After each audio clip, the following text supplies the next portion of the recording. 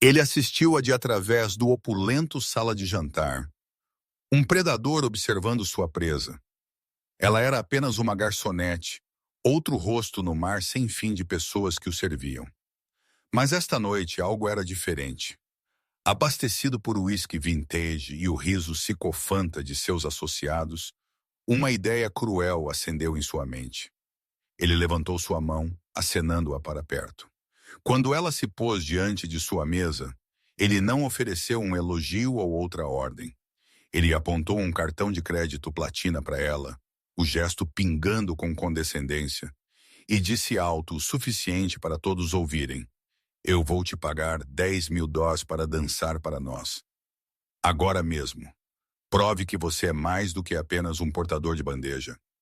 O quarto caiu silencioso. Mas ele, Rhys Covington, tinha calculado mal. Ele pensou que estava comprando um momento de humilhação. Ele não tinha ideia que ele estava prestes a acender um fogo que queimaria seu inteiro mundo ao chão. O Ethelred's não era um restaurante. Era uma declaração, empoleirado no 65º andar de um arranha-céu com vista para o Central Park. Suas janelas do chão ao teto emolduravam um panorama cintilante da cidade de Nova York. O ar dentro era espesso com o cheiro de dinheiro, uma mistura de perfume caro couro envelhecido e o sutil aroma de dar água na boca de azeite de trufa. O tinir de talheres Christoffel contra porcelana Bernadot era o delicado batimento cardíaco do quarto. Para os clientes era um santuário de poder. Para a equipe era um campo de batalha de servidão silenciosa. Catalina Petrova conhecia este campo de batalha bem. Por 2 anos tinha sido seu entortar mundo. Cada noite ela vestia o engomado, implacável uniforme preto, puxou sua cascata de cabelo loiro-mel em um coque severo e treinou seu rosto em uma máscara de polida neutralidade. Ela se moveu com uma economia de movimento que beirava a arte, seus passos silenciosos e rápidos, suas mãos firmes enquanto ela servia um Chateau Margaux de 1982 ou colocava um prato de foie gras selado. Antes de homens que não lembrariam seu nome, muito menos seu rosto. Esta noite a joia premiada da clientela do Ethelred's estava fazendo sala na cabine de canto. Rhys Covington. O nome era uma manchete, uma marca, uma força da natureza. Aos 34, ele era o CEO da Covington Global, uma gigante de tecnologia e private equity que devorava empresas menores como um tubarão. Ele era brutalmente bonito, com olhos afiados, inteligentes, da cor de ardósia, e uma mandíbula que parecia ter sido esculpida em granito. Ele vestia um terno Tom Ford sob medida, como se fosse uma segunda pele, um relógio Patek Philippe brilhando discretamente em seu pulso. Catalina tinha servido sua mesa 3 vezes esta noite. Ele não tinha olhado para ela uma vez. Ele falou em um resmungo baixo, confiante, sua atenção fixa em seus 2 associados, Oliver Finch, e outro homem que ela não reconheceu.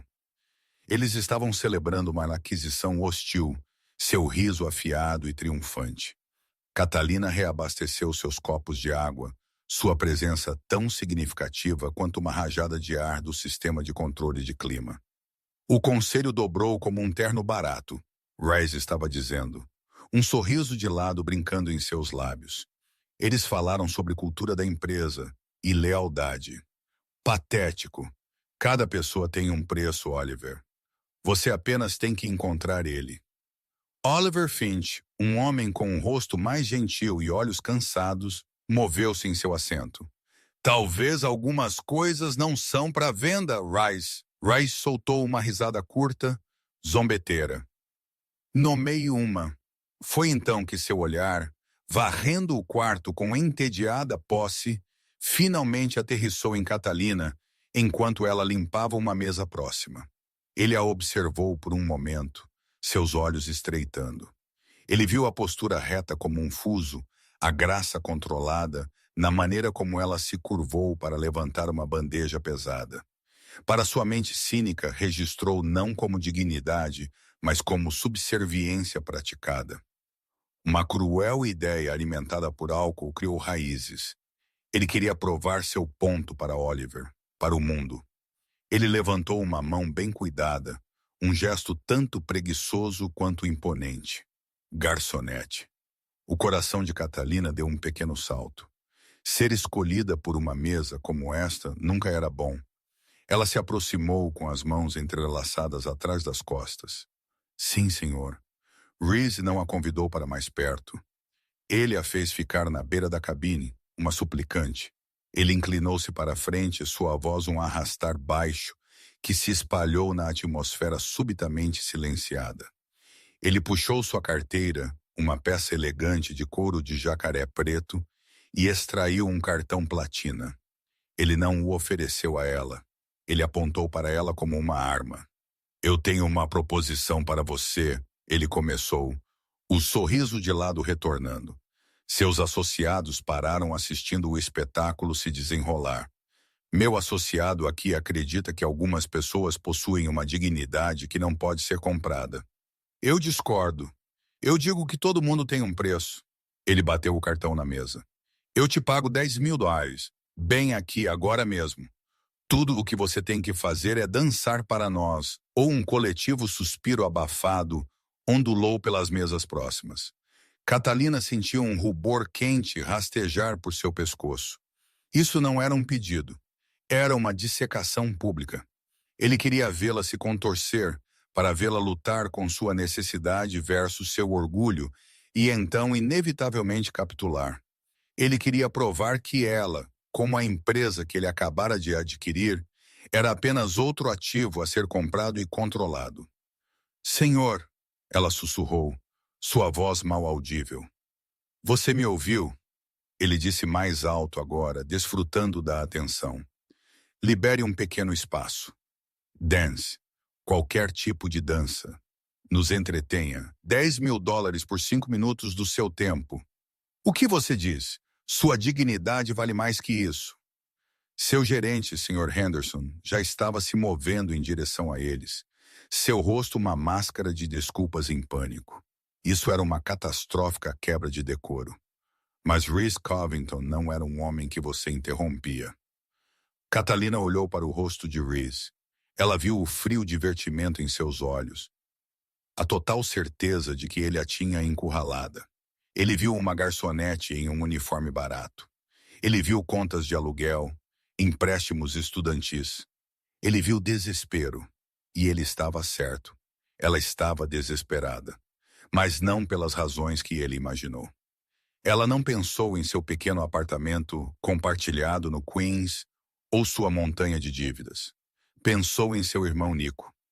Ela pensou nas paredes brancas estéreis do quarto do hospital, o baipe silencioso das máquinas, o rosto grave do especialista enquanto ele discutia tratamentos experimentais para tratamentos de artrite idiopática juvenil sistêmica, não cobertos por nenhum seguro. $10.000 não era dinheiro de aluguel. Era uma única dose de medicação. Era 2 meses de fisioterapia. Era um pedaço de esperança. Seu orgulho, o escudo que ela tinha carregado por anos, sentiu-se fino como papel. Era um luxo que ela não podia pagar. Mas rendição não estava em sua natureza.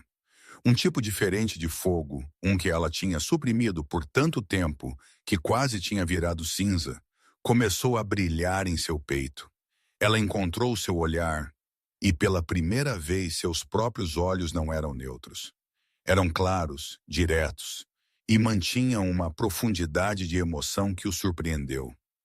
Ela deu um único, nítido aceno. Bem, a palavra pairou no ar, elétrica. Mas não aqui, ela acrescentou sua voz, subitamente clara e firme. Ela gesticulou para o pequeno, vazio espaço perto do piano de cauda, onde o pianista acabara de terminar sua apresentação. Lá, e eu vou precisar que você pague adiantado. O sorriso de lado de Reese se alargou em um sorriso triunfante. Ele tinha vencido. Ele gesticulou para a estação do garçom e dentro de 1 minuto uma máquina de cartão de crédito portátil estava na mesa. Ele passou seu cartão, digitou os números sem olhar e um recibo de 10.000 desenrolou-se. Ele o rasgou e o estendeu a ela. Seus ganhos, ele disse, sua voz pingando com condescendência. Catalina pegou o pedaço de papel. Sua mão não tremeu. Ela o dobrou uma vez e o enfiou com segurança em seu bolso do avental. Então ela virou as costas para ele e caminhou em direção ao piano. Ela começou a soltar seu cabelo. O coque severo se desfez e uma cascata de ondas loiro-mel caíram por suas costas, pegando a luz dos lustres. Ela chutou seus sapatos de trabalho pretos sensatos, seus pés descalços fazendo contato suave com o chão de mármore polido. O quarto estava totalmente silencioso. Cada jantar, cada garçom, cada ajudante de garçom estava congelado assistindo. Rhys Covington inclinou-se para trás em sua cabine, cruzando seus braços. Ele estava pronto para o show. Ele esperava um arrastar desajeitado, estranho, uma tentativa de sedução digna de vergonha. Ele estava prestes a ter o choque de sua vida. Catalina estava no pequeno círculo de luz perto do piano de cauda. As luzes da cidade de Manhattan brilhavam atrás dela, uma plateia silenciosa, cintilante. Ela fechou seus olhos para uma única, centralizadora respiração. Naquele momento, ela não era mais Catalina Petrova, a garçonete. O uniforme engomado parecia um figurino, e o opulento restaurante desapareceu, substituído pelo cheiro de resina e pisos de madeira desgastados de um estúdio que ela não via há 5 anos. Ela podia ouvir a voz de seu velho mestre de balé, Mikhail, um austero emigrado russo que via o fogo em sua alma. Não dance os passos, Catalina. Ele diria sua voz um resmungo rouco. Dance a história. Deixe-o sangrar de você. Ela abriu seus olhos. A história esta noite era uma de fúria e luto. Ela começou sem música. O primeiro movimento foi lento, quase hesitante. Ela levantou seus braços não em um arco gracioso, mas como se empurrando contra um peso imenso. Seus dedos tremeram, então enrolaram-se em punhos. Seu corpo contraiu um grito silencioso de frustração que era tão palpável que uma mulher em uma mesa próxima colocou uma mão em sua própria garganta. O sorriso de lado de Rhys Covington falhou. Isso não era o desajeitado debater que ele tinha antecipado. Isso era algo mais. Isso era controle. Cada músculo em seu corpo estava tenso, deliberado. Então ela se moveu. Começou em seus pés. Um ritmo complexo, percussivo batido no mármore. Uma batida staccato de raiva. Seu corpo seguiu, irrompendo de sua tensão enrolada. Ela lançou-se em uma série de movimentos que eram uma fusão de tirar o fôlego, impossível de balé clássico e expressão contemporânea crua. Havia a linha perfeita de um arabesque, mantida por um segundo de parar o coração, imediatamente quebrada por uma contração angular gutural de seu torso. Ela girou um turbilhão de fouette turns, executados com uma precisão que teria sido aplaudida no Lincoln Center, mas eles não eram limpos e bonitos. Eles eram vertiginosos, desesperados, como se ela estivesse tentando fugir de um demônio. Os jantares estavam hipnotizados. Telefones foram esquecidos. Conversas morreram. O único som era o sussurro de seus pés descalços no chão e sua própria respiração irregular. Oliver Finch inclinou-se para Rhys, sua voz um sussurro atordoado. Rhys, quem é ela? Rhys não respondeu. Ele não podia. Seus olhos estavam fixos nela. Ele, um homem que curava sua vida com arte inestimável, que podia distinguir um Monet de um Manet, a 20 passos reconheceu a linguagem que ela estava falando. Era a linguagem da verdadeira arte, de um talento tão profundo que era quase violento. Ele sentiu um estranho, inquietante sentimento em seu peito, o sentimento de estar totalmente, catastroficamente errado. Catalina estava perdida na dança. Era um torrente de tudo o que ela tinha suprimido por 5 anos. O luto por seus pais perdidos em um acidente de carro que também tinha estilhaçado o corpo de seu irmão. A raiva do universo por roubar seu sonho, forçando-a a trocar suas sapatilhas de ponta por uma bandeja de servir. O amor feroz, desesperado por Nico, que alimentava cada turno exaustivo, cada sacrifício. Ela dançou a dor de ver seus próprios músculos atrofiar, enquanto seu irmão lutava para recuperar o uso dos seus. Ela dançou a humilhação de implorar a médicos por planos de pagamento. Ela dançou o desespero de noites solitárias, perguntando se isso era tudo o que sua vida seria. Seus movimentos eram nítidos, precisos, cheios de uma tristeza que era dolorosamente bela. Um grand jeté não era um salto de alegria, mas um alcance frenético, desesperado por algo justo fora do alcance. Seus braços, que tinham carregado bandejas de champanhe, agora esculpiam pelo ar, contando uma história de perda e resiliência. Para o final, ela desacelerou. Ela afundou no chão, seu corpo dobrando-se em si mesmo, até que ela fosse um monte amassado no mármore. Seus ombros tremeram com soluços silenciosos. Não era atuação. Naquele momento, o peso de tudo desabou. Então, lentamente, dolorosamente, ela se levantou. Uma vértebra de cada vez, ela desenrolou sua cabeça, a última coisa a levantar. Ela ficou alta, suas costas retas como um fuso mais uma vez. Seu rosto estava marcado por lágrimas, mas seus olhos brilhavam com desafio. Era uma declaração. Você não me quebrou. Ela manteve a pose final peito, arquejante, seu olhar varrendo o quarto atordoado, até que aterrissou diretamente em Reese Covington. O silêncio que se seguiu foi ensurdecedor. Esticou-se por 10, 15 segundos. Foi quebrado por uma única pessoa. Oliver Finch, seu rosto marcado com admiração, começou a aplaudir. Hesitantemente a princípio, então com convicção, ele se levantou. Um por um, outros se juntaram a ele. O aplauso silencioso cresceu em uma estrondosa, sustentada ovação de pé. Os clientes do Ethelred's, bilionários e socialites, estavam de pé aplaudindo uma garçonete. Reese permaneceu sentado, congelado. O aplauso era como ruído branco em seus ouvidos. Ele sentiu como se tivesse sido socado no estômago.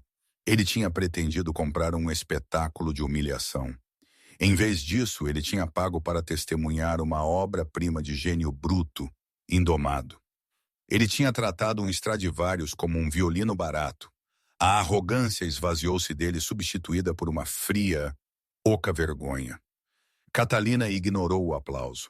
Seus olhos, ainda fixos em Reese, estavam cheios de uma fria, justa fúria. Ela manteve seu olhar por um longo momento, deixando-o ver a extensão total de seu erro de julgamento. Então ela virou, caminhou calmamente para onde ela tinha deixado seus sapatos e os calçou. Ela limpou as lágrimas de seu rosto com as costas de sua mão. Um gesto de tão crua humanidade fez Reese recuar. Sem uma palavra a ninguém, sem sequer um olhar para seu gerente furioso, mas atordoado, ela passou direto pelo maitre d' através das pesadas portas de vidro do Ethelred's e para o corredor, deixando um quarto cheio de aplausos e um bilionário totalmente despedaçado em seu rastro.